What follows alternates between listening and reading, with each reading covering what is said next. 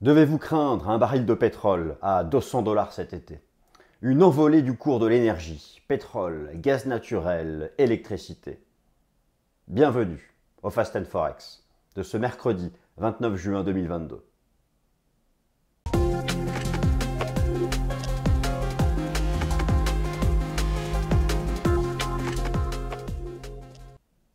Alors chers amis, je suis très heureux de vous retrouver. Il faut traiter ce sujet parce que nous sommes entrés dans l'été et que se pose la question de l'évolution du prix de l'énergie. Le baril de pétrole, qui a reculé récemment, repart un peu à la hausse. Pour certains, le point a été fait. Pour d'autres, j'ai vu certains analystes accrocher votre ceinture qui annoncent 300 $ le baril d'ici la fin de l'année. Le prix de l'électricité qui est au plus haut, qui a fait x4 par rapport à la même période, par rapport à il y a un an. Le gaz naturel qui a reculé. Il y avait une divergence baissière technique. Rappelez-vous, je vous en ai parlé il y a 3 semaines dans le Fast and Forex. Bref, que penser de tout cela? Alors, je vais moi surtout traiter la question du pétrole. Car au-delà des graphiques, l'évolution du pétrole, c'est avant la formation du prix du baril de pétrole, des barils de pétrole. Car vous allez voir, il y a une bonne trentaine de pétroles différents. Il n'y a pas que le WTI américain ou le Brent de la mer du Nord. Alors, ce sont les plus connus car c'est là où il y a des contrats dérivés pour la haute finance. Mais il y a une trentaine de pétroles différents.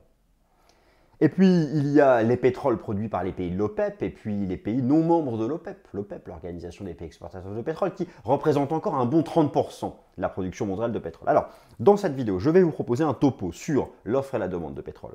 Pour comprendre pourquoi certains s'étonnent que le baril ne soit pas déjà à 200 $ avec la guerre, c'est leur argument. Mais l'offre et la demande n'ont pas été tant bouleversées que ça. D'ailleurs, la demande, l'offre augmente, mais la demande aussi, alors pas de tous les pays, mais un certain nombre de pays majeurs comme l'Arabie Saoudite font leur maximum, vous allez voir, tout s'explique. Et donc c'est ce qui maintient globalement le prix du pétrole autour de ces 100-115 $. Le seuil technique à retenir, et vous allez voir, j'aurai résumé la vidéo, enfin non, restez, parce que j'ai plein de choses que j'ai envie de vous montrer et que je suis allé vous chercher. Le seuil technique, c'est 115 $ sur le brut US. Si on le dépasse à la clôture technique mensuelle, on partira en bulle spéculative à 150 comme en 2008. Mais ce n'est pas encore le cas. Allez, trêve de blabla, je passe aux illustrations. Alors, pétrole, devez-vous craindre, devons-nous, dois-je aussi bien sûr craindre un baril de pétrole à 200 $ cet été? Alors, quelle est ma réponse? Ma réponse va arriver. Je vous donne un indice. Ma réponse est en 3 lettres. Ma réponse est en 3 lettres. Voilà. Là, normalement, vous devez trouver. Alors, doit-on se préparer à un baril de pétrole à 200 $ cet été? Alors déjà, je note une faute sur mon slide, car mon slide indique 300 $ cet été. Alors là, autant vous dire que la réponse est non, mais la vraie question, c'est 200 $, ce qui est quand même beaucoup plus crédible. Je vous propose un état des lieux de l'offre et de la demande de pétrole. Je vais vous rappeler la liste des pétroles qui existent, ceux produits par l'OPEP, ceux qui ne sont pas produits par l'OPEP. Où en sont les traders institutionnels sur le pétrole? Car oui, les traders institutionnels traitent le pétrole via les contrats dérivés, notamment les contrats futurs. Et nous avons les données publiques de leur positionnement grâce à la CFTC, le régulateur américain des contrats futurs. Où en sont-ils? Sont-ils acheteurs ou pas? L'analyse technique du CRB Index, qui est un indice composite de matières premières, l'analyse technique du pétrole, le secteur du pétrole en bourse, car vous savez qu'il existe 11 super secteurs du S&P 500. Aux États-Unis, les actions du S&P 500 sont rassemblées au sein de 11 super secteurs, dont celui de l'énergie. Et donc, si vous faites l'analyse technique du secteur de l'énergie du S&P 500 et que ça vous dit qu'il y a des signaux techniques baissiers, le pétrole a fait son plus haut. Et au contraire, eh bien non. Alors, à votre avis, est-ce que l'analyse technique du secteur de l'énergie du S&P 500 donne des signaux de vente? À votre avis? La réponse aussi est en 3 lettres. Allez. Il faut que je vous parle aussi du gaz naturel et de l'électricité, parce que l'électricité, c'est très inquiétant. Heureusement que les prix sont régulés. Mais sur le marché, c'est pas régulé. Et personne n'en parle, mais on a fait x4 en un an. Donc notre facture d'électricité ne fera pas x4 parce que c'est régulé. Mais donc, vous imaginez un peu le schmilblick pour les intermédiaires. Les différents types de pétrole sur le marché. Oui, il n'y a pas que le WTI américain ou le Brent de la mer du Nord. Vous avez sous les yeux les pétroles les plus importants du monde, notamment ceux produits par l'OPEP. Vous avez celui de l'Iran, vous avez celui de l'Arabie Saoudite, vous avez tout un tas de types de pétrole, celui du Koweït. Bon, alors je ne suis pas un expert des différents types de pétrole, mais grosso modo, les prix sont à peu près équivalents, mais pas tous. Pas tous. Donc, vous avez ici les pétroles produits par l'OPEP. OPEC en anglais, l'Organisation des pays exportateurs de pétrole, qui rassemble un certain nombre de pays. Je vais redéfinir tout cela dans un instant. Et je vous rappelle d'ailleurs que les illustrations que je vous propose là proviennent toutes du dernier rapport mensuel de l'OPEP, qui est un rapport hyper intéressant. Je l'ai bouquiné en entier, il fait 30 pages. Il y a tout parce qu'il y a aussi une analyse macro, globale macro, et c'est super intéressant. Je suis allé vous chercher ce que j'estime être le plus important. Ensuite, vous avez les pays non membres de l'OPEP, et c'est là que vous retrouvez le WTI américain, le brut du Texas, et même aux États-Unis, il y a plusieurs pétroles. Il n'y a pas que le WTI du Texas, il y en a d'autres. Donc c'est ça qui est passionnant, mais globalement, les prix suivent la tendance du Brent et du WTI. Donc déjà, sachez ça, il n'y a pas que deux pétroles. Il y en a 30, 40 peut-être. Après, si on va dans les sous-détails, beaucoup plus. Même aux États-Unis, il y en a au moins 7 ou 8 de pétrole différents. Mais grosso modo, les repères sont celui du WTI. Moi, je vais faire l'analyse technique de celui-là et le Brent de la mer du Nord. C'est pareil en termes d'analyse technique. Alors, beaucoup se demandent pourquoi est-ce que le pétrole n'est pas déjà à 200 $ le baril, et puis pour les fins du mondiste, les collapsologues, 500 $ le baril et une guerre mondiale. Alors, je vais leur répondre simplement parce que l'offre et la demande restent en équilibre, malgré ce qu'il se passe actuellement. Et oui, c'est-à-dire que la demande de pétrole, elle augmente, elle est exprimée ici en millions de barils par jour. Alors, en 2021, si vous prenez la demande totale de pétrole, c'était 96 millions de barils par jour, très bien. Eh bien, vous avez ici la décomposition de l'année 2022, me direz-vous, elle n'est pas terminée. Nous en sommes qu'au deuxième trimestre, mais nous avons des estimations. Eh bien, à la fin, ça devrait être 100 millions de barils par jour. Donc oui, l'offre, la demande de pétrole augmente de 3-4% par rapport à 2021. Donc voilà, ça c'est la première chose, la demande de pétrole augmente. Bon, en prenant les pays de l'OCDE et le monde. Maintenant, cette demande de pétrole, nous savons qu'elle augmente, et beaucoup se disent, bien écoutez, avec la guerre, l'offre est contrainte, ça devrait être à 300 $ le baril, ou 500, ou 200. Bon, bien, l'offre augmente aussi. Il n'y a pas, heureusement qu'il n'y a pas que la Russie dans le monde. Vous avez ici les données, toujours du rapport de l'OPEP, sur la production de pétrole. Regardez l'Arabie Saoudite.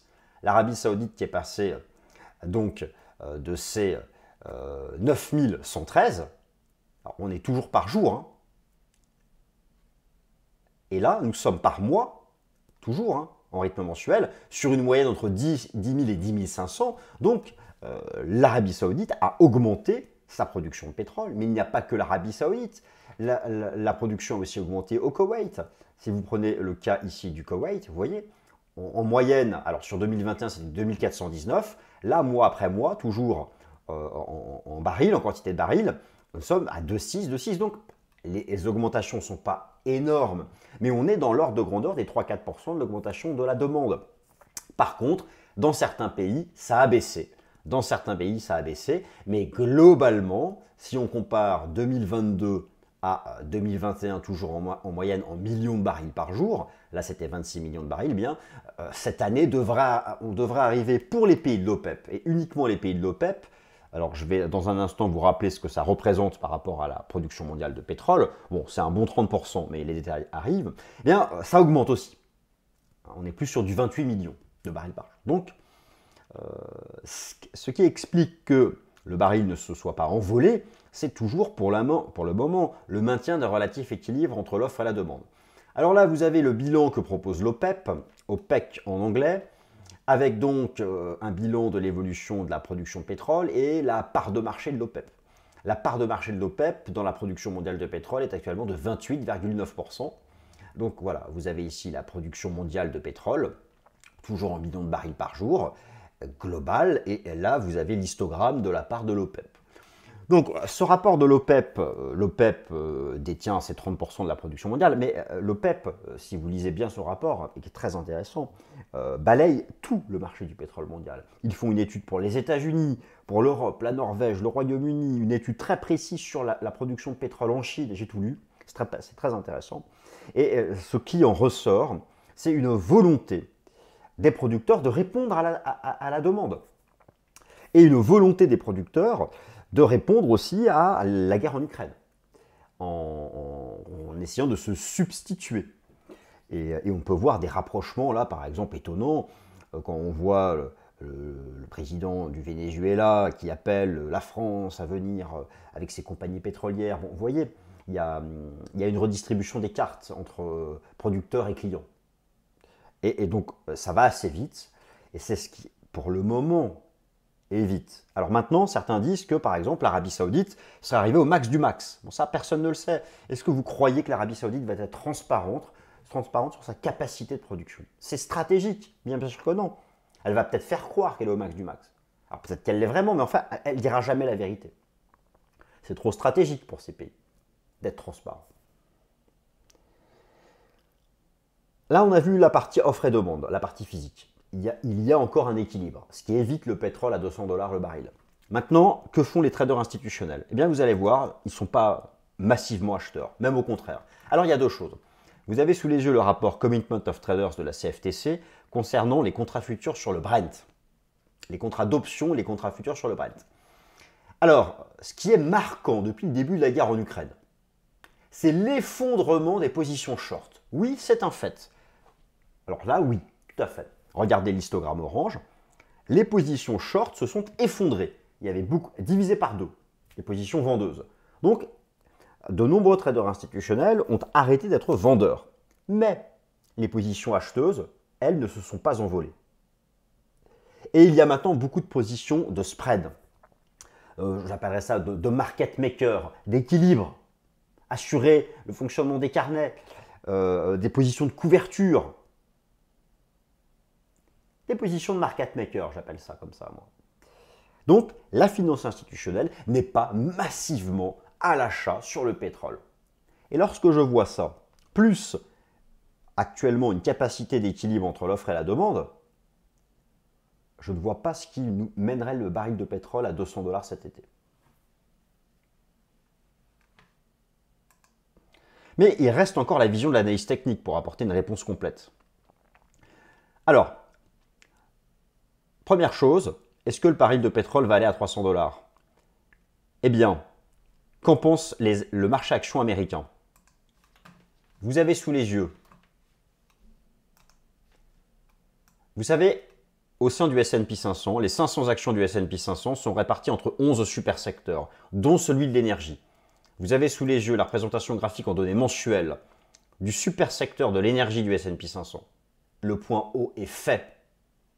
Avalement baissier mensuel, rejet sous une résistance majeure pluriannuelle, sortie par le bas du RSI de la zone de survente, de surachat, résistance de MACD. L'analyse technique des actions du secteur de l'énergie du S&P 500 nous dit non, le pétrole n'ira pas à 200 $.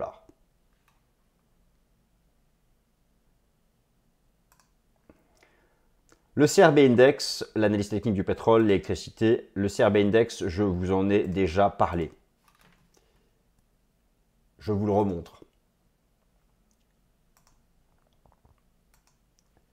L'analyse composite de plusieurs matières premières, dont l'énergie représente un bon tiers. Pour moi, le point haut est fait. Tout a commencé ici en mai 2020. La fin du choc boursier de la crise sanitaire, croisement de la ligne de MACD en zone de survente au-dessus de sa ligne de signal. On vient d'avoir le croisement opposé 2 ans après. À l'époque, divergence haussière de RSI, point de départ de la hausse, divergence baissière de RSI. Donc, j'estime que le point haut est fait sur le CRB Index. Cela va dans le sens du point haut sur le secteur de l'énergie S&P 500. Maintenant, il faut qu'on regarde le pétrole. Techniquement parlant. Alors, le pétrole, techniquement parlant, je vais d'abord vous le montrer en données mensuelles. Le niveau à retenir est le niveau des 115 $. Pourquoi? Vous avez ici l'analyse technique en données mensuelles. Ici, vous avez la bulle spéculative de 2007-2008.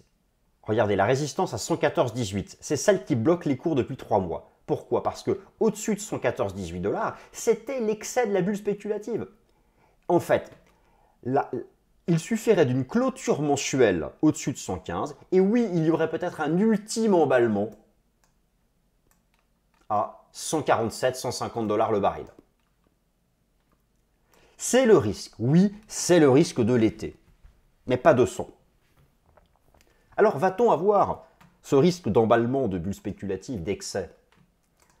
Pour le moment, la clôture mensuelle, d'ailleurs, c'est demain. Là, si on clôture maintenant, on est en dessous, donc on ne donnerait pas le signal. En données hebdomadaires, je vais ici me mettre en données hebdomadaires, notez récemment que nous avons eu une divergence baissière de MACD, de RSI, et donc il y a eu en hebdomadaire une tentative de cassure des 114,18 réintégrée. Et donc finalement, actuellement, en journalier, c'est très neutre entre les 93 $ et les 114,18. On va arrondir. 95 $ pour le cours de clôture et les 115. Le risque, il est une nouvelle cassure technique haussière des 115, qui serait l'emballement à 147. Mais le marché peut, en forme de statu quo, se maintenir tout l'été entre 100 et 115, qui serait, je dirais, un statu quo technique en accord avec des fondamentaux physiques, offre et demande, et de marché, les positions de la haute finance sur les contrats futurs pétrole. Retenez donc ce seuil, les 115 $. S'il est dépassé sur la base d'une clôture hebdomadaire, bulle spéculative à 150. Sinon, on reste neutre entre 100 et 115. J'attire surtout votre attention, et c'est un autre sujet, sur les prix de l'électricité. Vous avez la comparaison ici du prix du mégawatt de différents pays. Ici, actuellement, le 29 juin 2022, on est partout autour de 300 € le mégawatt. En juin 2021, il y a un an, c'était 3 fois moins. Et ça, ce sont des hausses qui vont être répercutées bientôt pour les entreprises et les particuliers. Alors bien sûr, il n'y aura pas x4 sur la facture d'électricité, parce que l'État va intervenir, et c'est régulé. Mais il ne faut pas sous-estimer le poids du coût de l'électricité. Et donc, il n'y a pas que la thématique du pétrole. Je voulais insister sur cet élément. Quant au gaz naturel, merci l'analyse technique. Rappelez-vous, le graphique à droite en données journalières, la divergence baissière de mai dernier équivalente à celle d'octobre 2021, la même config, il y a eu le même impact, et donc elle a fonctionné scénario baissier, retour sur l'ancien plus haut 6,50, niveau hebdomadaire horizontal qui semble la faire un rebond technique, mais je pense que c'est un simple rebond technique, mais que nous sommes entrés dans une phase un peu comme ça. Donc je pense à quelque chose de latéral, entre les 6 et les 8 $, et qui devrait durer un certain temps. Donc pour moi, sur le gaz naturel, le point où est fait. Voilà, chers amis, j'espère que cette vidéo vous a plu. Si c'est le cas, n'hésitez pas à liker, partager. Merci à toutes et à tous.